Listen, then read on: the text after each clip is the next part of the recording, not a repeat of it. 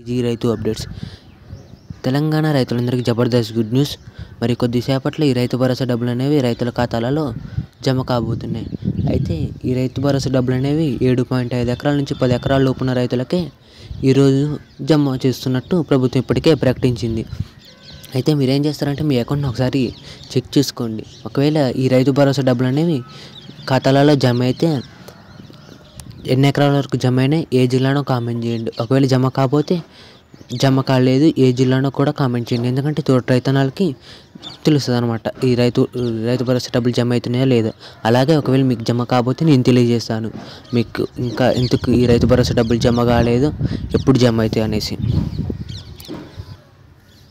అయితే ముందుగా ఈరోజు ఏ జిల్లా వారికి ఈ రైతు భరోసా డబ్బులు ప్రభుత్వం అందజేయబోతుంది, అలాగే ఎన్ని ఎకరాల వరకు, అలాగే ఎన్ని విడతలకి ఈ రైతు భరోసా డబ్బులు అనేవి రైతుల ఖాతాలలో జమ చేస్తారు అనే విషయంపై నేను ఈ వీడియోలో పూర్తి స్పష్టత అయితే ఇస్తానన్నమాట.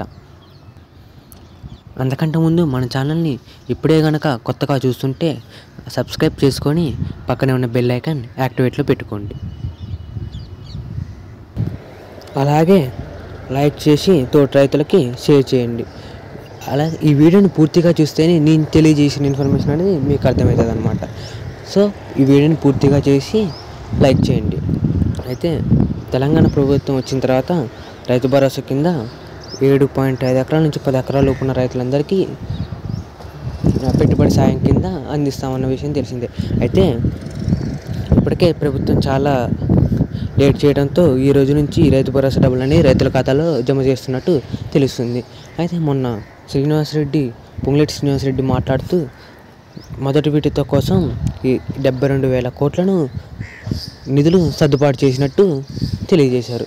అయితే ఈ రైతు భరోసా డబ్బులు అనేవి ఈ రోజున 15 జిల్లాల వరకు ముందుగా అందించి ఆ తర్వాత 2 లేదా 3 విడతల్లో మిగతా వారికి అందజేస్తాం అన్నట్టు ప్రకటించారనమాట.